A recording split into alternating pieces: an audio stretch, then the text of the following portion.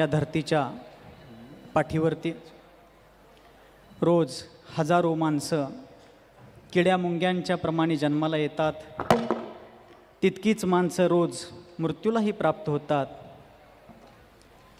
अशा माणसांच्या जीवनाला कधी सार्थक मानलं जात नाही की ज्यांचं जीवन स्वतःच्या कल्याणालाही कारण बनलं नाही आणि दुसऱ्यांच्या हितालाही कधी निमित्त बनलं नाही. म्हणून कबीरदासांनी एका ठिकाणी म्हटलं, जब तुम जन्मे जगत में जग हसे तुम रोय. लहान बालक ज्यावेळेला जन्माला येतं सगळे घरादारातले हसत असतात, आनंद सोहळा साजरा करत असतात, पण ते लहान बाळ रडत असते. या लिहुटी बहिणी यान ठांकी उनक तिनक शिकती तीन लिहान ठांकी म्हणून कदाचित रडत असावं. जब तुम जन्मे जगत में जग हसे तुम रोय, अब ऐसी करनी कर चलो तुम हसो जग रोय. अब ऐसी करनी कर चलो तुम हसो जग रोय. मरत असताना मरणारा हसत मेला पाहिजे, पण त्याच्या मृत्यूनं जगाला गहिवर दाटून आला पाहिजे. या प्रकारचं व्यक्तित्व जगणारी फार थोडी लोक या जगामध्ये झाली. भारतभूमी ही ऋषी संतांची, तीर्थंकरांची, अरिहंतांची भूमी झाली. विश्वातल्या प्रत्येक देशामध्ये देवाला मानलं गेलं, पण जगात भारत एकमेव असा देश आहे जिथं देवाबरोबरच गुरुचीही पूजा केली, म्हणून भारत विश्वगुरू बनू शकला. अशा साधू संतांची ही भूमी आपला भारत. आणि त्या भारताबद्दल कोणीतरी एक सुंदर उद्गार काढताना म्हटलं, चंदन है इस देश की माटी, तपोभूमि हर ग्राम है. चंदन है इस देश की माटी, तपोभूमि हर ग्राम है. हर बाला देवी की मूरत, बच्चा बच्चा राम है. हर बाला देवी की मूरत, बच्चा बच्चा राम है. इथल्या प्रत्येक व्यक्तित्वामध्ये त्या महापुरुषांचे DNA, त्यांचे संस्कार आंशिक रूपानं का होईनात आढळले जातात. आमची श्रमण परंपरा अनादी अनंत हा जिनधर्म तीर्थंकर केवली भगवंतांच्याद्वारे प्रणीत. परंतु या श्रमण संस्कृतीमध्ये जेव्हा तीर्थंकरांच्या संपूर्ण 24च्या 24 तीर्थंकरांच्या निर्वाण कल्याणकाचा सोहळा संपन्न होतो आणि जोपर्यंत पुढच्या 24शीचे प्रथम तीर्थंकर होत नाहीत तोपर्यंत मध्यावधीमध्ये त्या तीर्थंकरांच्या धर्मतीर्थाचं प्रवर्तन करण्याचं संपूर्ण दायित्व जर कोणी आपल्या खांद्यावरती घेत असतील तर ते आचार्य परमेष्ठी आहेत. परंतु भगवान महावीर स्वामींच्या निर्वाणानंतर शेकडो वर्षापर्यंत ही श्रमण परंपरा, मुनी परंपरा चालत राहिली. पण 12व्या-13व्या शतकापासून ही मुनी परंपरा जर्जर झाली, जीर्ण झाली आणि कथनचित खंडितही झाली. पण 20व्या शतकामध्ये एक असा धर्म सूर्य उदित झाला की ज्यानं आपल्या जीवनाच्या सहस्र रश्मींनी संपूर्ण विश्वामध्ये जिनधर्माचा प्रकाश पोहोचवला. तो धर्मसूर्य म्हणजे धर्मसाम्राज्य नायक आचार्य भगवान श्री शांतीसागरजी महाराज झाले की ज्यांच्यामुळे ही श्रमण परंपरा, ही दिगंबर मुद्रा आज भारतवर्षामध्ये अनिर्बंध रूपानं विहार करते आहे. ज्यांनी आपल्या जीवनातल्या 35 वर्षांमध्ये 27 वर्षांपेक्षा जास्तीचा कालावधी उपवास साधनेमध्ये व्यतीत केला, अनेक प्रकारचे उपसर्ग परिशह जिंकले, जिनधर्मासाठी प्राणाचे आपल्या हातावरती, तळ हातावरती प्राण घेतले, अशा आचार्य शांतीसागरजी महाराजांना जेव्हा कोणी विचारलं की महाराज 3 कोटी महाराजांच्यामध्ये तुमचा कितवा नंबर, त्यावेळेला महाराज म्हणाले माझा लास्ट नंबर आहे. कदाचित तुम्हाला प्रश्न पडेल, आज आचार्य विद्यासागरजी महाराजांचा स्मृती दिवस असताना शांतीसागर महाराजांच्या जीवनचरित्रावरती का? तर आम्हाला मंदिर दिसतं, शिखर दिसतं, कलश दिसतो, पण मंदिराचा पाया ज्यानं घातला त्या महापुरुषाला कधी विसरता येणार नाही. शांतीसागर नाही तर कोणतेच सागर नाहीत, शांतीसागर आहेत म्हणून विद्यासागर, सन्मती सागर आणि हजारो सागर होऊन गेले असे आचार्य शांतीसागरजी महाराज, असे महामहिम आचार्य देव. आणि त्याच परंपरेमध्ये पूज्य आचार्य भगवान श्री विद्यासागरजी महाराजांच्यासारखे एक महान जिनधर्म प्रभावक आचार्य होऊन गेले. मागच्या वर्षी 6 फेब्रुवारीपर्यंतच नव्हे 16-17 फेब्रुवारीपर्यंत आचार्य विद्यासागर महाराज होऊन गेले असं आपण म्हणत नव्हतो. आचार्य विद्यासागरजी महाराज विराजमान आहेत हा शब्द प्रयोग होत होता. आज आपल्याला शब्द प्रयोग करावा लागतो आहे. असे आचार्य मौन आहे काय? मान अवघडायला नको म्हणून तर हलवा की जरा. हां, असे आचार्य आज विद्यमान आहेत. आम्ही 1 वर्षाच्या दरम्यान म्हणत होतो आणि आज म्हणायची पाळी आलेली आहे. असे आचार्य होऊन गेले. परंतु ते जरी देहाच्या माध्यमातून निघून गेले असले तरी विचारांच्या माध्यमातून, आदर्शांच्या माध्यमातून ते चिरस्थायी चिरंजीव आहेत. त्यांचे आदर्श आपल्याला युगानुयुगे प्रेरणा देत राहतील, आपल्या जीवनाचं पथप्रदर्शन करत राहतील. परंतु वेळ फार झालेला आहे. माझ्यासमोर घड्याळ ठेवायची पाळी मी येऊन देणार नाही. ही गीतेच्या शपथेनं मी सांगायला हवं. 1979चा एक प्रसंग आहे. पूज्य आचार्य विद्यासागरजी महाराज जयपूरमध्ये छोटी दिवाणजीचं एक मंदिर आहे. जोहरी बाजार किशनपोलच्या एरियामध्ये कोणी तिकडे गेला असाल तर माहिती असेल आपल्याला.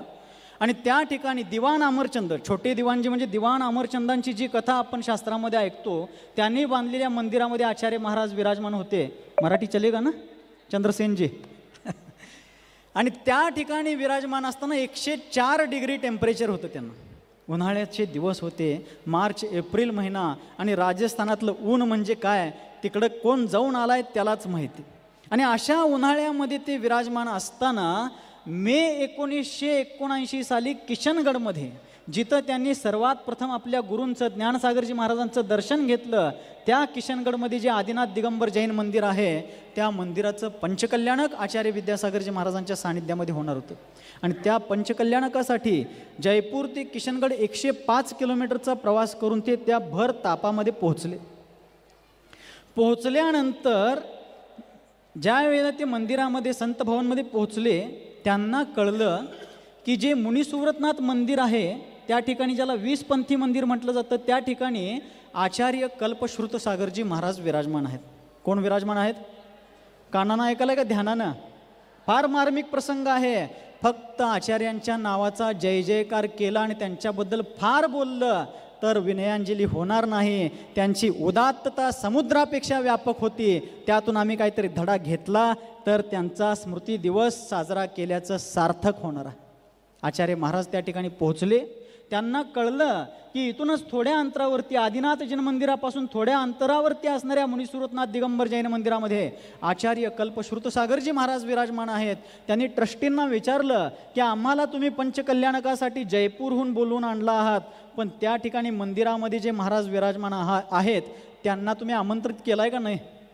प्रश्न कळला आचार्यश्रींचा? त्यांनी तिथल्या ट्रस्टींना प्रश्न केला की श्रुतसागरजी महाराजांना तुम्ही आमंत्रित केलं आहे का नाही? त्यावेळेला ट्रस्टींनी सांगितलं की महाराज, ते महाराज 20पंथी आहेत आणि 20पंथी मंदिरामध्ये विराजमान आहेत. हे आदिनाथ दिगंबर जैन मंदिर 13पंथी आमनायचं मंदिर आहे आणि म्हणून आम्ही हे पंचकल्याणक तुमच्याच सानिध्यात साजरं करणार आहोत, म्हणून आम्ही त्यांना बोलवलं नाही. आचार्य महाराज म्हणाले. त्या लोकांचं हे वाक्य ऐकून तितक्याच संथपणे ते आचार्य देव म्हणाले, पहा, गावात संघ विराजमान असून तुम्ही बाहेरून साधू संतांना इथं आणू शकताय, पण गावात असणाऱ्यांची जर तुम्ही किंमत ठेवत नसाल तर तुम्हाला जैन म्हणवून घेण्याचा अधिकार नाही. एवढं त्यांनी त्या लोकांना सांगितलं.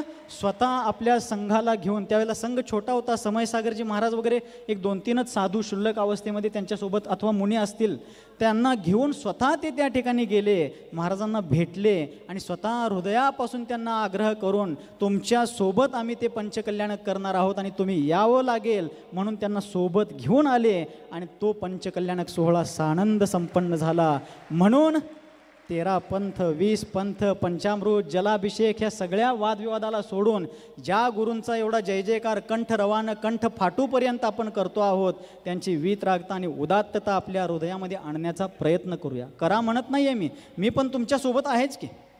आम्हाला त्या महान आचार्यांच्या जीवनातून काहीतरी घेण्याचा प्रयत्न करूया, कारण ही मोठी माणसं उगच मोठी झाली नाहीत. आज गुरुदेव सन्मती सागरजी आचार्य महाराजांचा शिष्य म्हणून त्या नात्यानं मी या ठिकाणी बसलो आहे. एक प्रसंग सांगतोय आणि नक्कीच थांबण्याचा प्रयत्न करतोय. मी ज्यावेळेला ब्रह्मचारी होतो, दीक्षा होणार होती. ऐकायला लागलाय सगळेजण? कोण कोण ऐकायला लागलाय? नक्की ऐकायला लागलाय? अजून माझी दीक्षा होणार होती. आमचे गुरुदेव सन्मती सागरजी महाराज स्वतः मला म्हणाले, अरे तू माझ्याकडे दीक्षा घेण्यापेक्षा, ऐकायला लागलाय काय? कानानं ऐकायलाय का ध्यानानं ऐकायलाय? आमचे गुरुदेव, आमच्या जीवनाचे भाग्यविधाते गुरुदेव सन्मती सागरजी महाराज म्हणाले, कारण मोठी माणसं ही मनानं मोठी असतात. ते मला म्हणाले, अरे तू माझ्याकडे दीक्षा घेण्यापेक्षा आचार्य विद्यासागर महाराजांच्याकडे दीक्षा घे. आज मी अभिमानानं सांगू इच्छितो की माझा एखादा शिष्य कमी होऊ नये, इकडून दुसरीकडे जाऊन दीक्षा घेऊ नये म्हणून त्याला अडकून ठेवणारे बरेच गुरु मी तुम्हाला दाखवू शकतोय. पण माझ्यापेक्षा श्रेष्ठ असणाऱ्या एका आचार्यांच्याकडे माझा एक शिष्य जाऊन दीक्षा घेऊ दे, अशी उदारता दाखवणाऱ्या गुरूंचा शिष्य म्हणून आज या ठिकाणी बसण्याचा मला सार्थ अभिमान वाटतोय. कारण आमचे गुरु, त्या गुरूंना जाणणारी लोक फार थोडी, त्यांच्या उदात्त व्यक्तित्वाला, त्यांच्या गंगेसारख्या पवित्र मनाला जाणणारी तथाकथित सम्यक दृष्टी लोकांना कधी सन्मती सागरजी महाराज कळले नाहीत. पण मला अभिमान वाटतोय की मी त्या गुरूंचा शिष्य आहे की ज्यांना वाटत होतं की माझा शिष्य माझ्यापेक्षा श्रेष्ठ असणाऱ्या आचार्यांच्याकडून दीक्षित व्हावा. एकच वाक्य सांगतोय आणि नक्कीच थांबतोय, कारण एका नीतिकाराने म्हटलं, महल सोने का मिट्टी पर खडा होता. सोन्याचा महाल असला तरी सुद्धा तो मातीवरती उभा असतो. महल सोने का मिट्टी पर खडा होता है, वही महल एक दिन मिट्टी पर पडा होता है. जुनं झाल्यावर मातीतच पडणार आहे की ते. महल सोने का मिट्टी पर खडा होता है, वही महल एक दिन मिट्टी पर पड़ा होता है. आदमी का वजन तराजू पर मत तौलो, क्योंकि इंसान तन से नहीं मन से बड़ा होता है. ज्याच्याजवळ मनाचा मोठेपणा आहे तोच मोठा माणूस. माझ्या गुरूंनी मला सांगितलं, अरे तू माझ्याकडे दीक्षा घेण्यापेक्षा त्यांच्याकडे दीक्षा घे.